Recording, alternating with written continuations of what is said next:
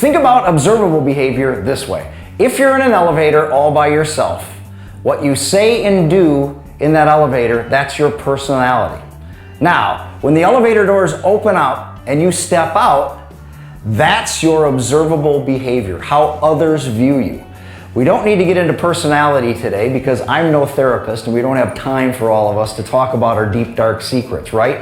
But we can talk about our observable behavior. In other words, how we act and interact in front of our colleagues when we're at work, when we're dealing professionally with others, internally and externally.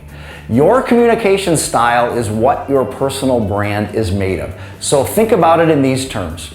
There are 4 distinct communication styles.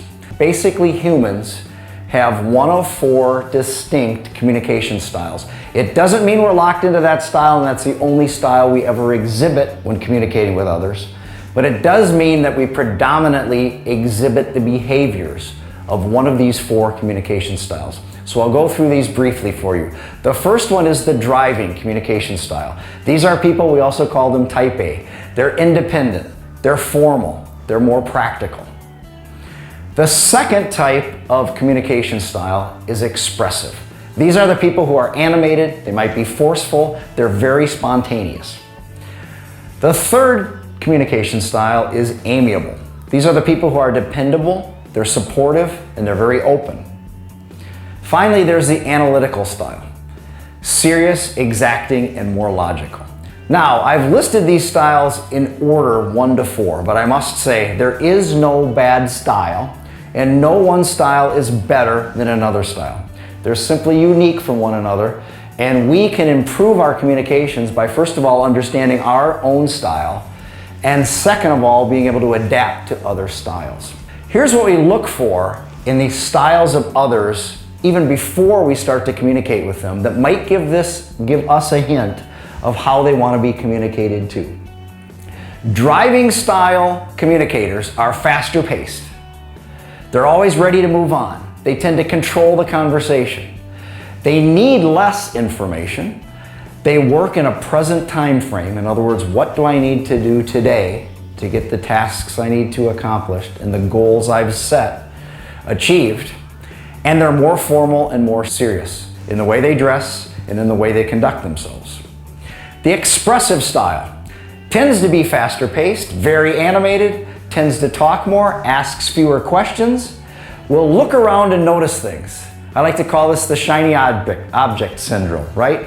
Where you might get distracted fairly easily because you are spontaneous, because you are an expressive and an idea person. You tend to move on from things to different topics. You work in the future time frame. In other words, what can we do 6 months from now? What can we do a year from now? And you tend to act impulsively. Back to that spontaneity, right? The amiable style communicator is a little bit slower paced, asks more questions, wants to build relationships, is agreeable and very pleasant, works in a present time frame. Again, what do I need to accomplish today? What's happening today? And how do my interactions forward that? Arms open, we're often smiling, and we tend to avoid conflict. Now, the analytical style. We tend to be a little slower paced. We need time to think. We ask questions, we'll take notes. We want more information.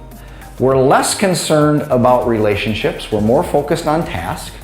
We work in an historical time frame. Now what that means is we like to think what worked well for us last week, last year. That might work again this time. And we tend to be a little bit more formal and more serious. You might be a driver or driving style communicator if your head is already into what you need to accomplish during your next meeting, even as I'm saying this to you now. You might be analytical if it bothers you when you go through the drive-thru at a fast food place, and after you place your order, the person talking through the microphone at you says, "I'll have your total when you drive up to the window." Does that drive you crazy because you want to count out your money and your change in advance? If that drives you crazy, you might be an analytical. You might be expressive if I saw you trying to squeeze your head in the background during the picture at the news at the state fair. That could explain that you're an expressive communicator. You might be an amiable if you don't agree with anything I've said during this session today, but you'd never tell me because it might hurt my feelings. One thing to remember as you learn to communicate better with others is the platinum rule. We all know the golden rule, right? Which is exactly, treat others the way you would want to be treated. The platinum rule is, why not treat others the way they want to be treated?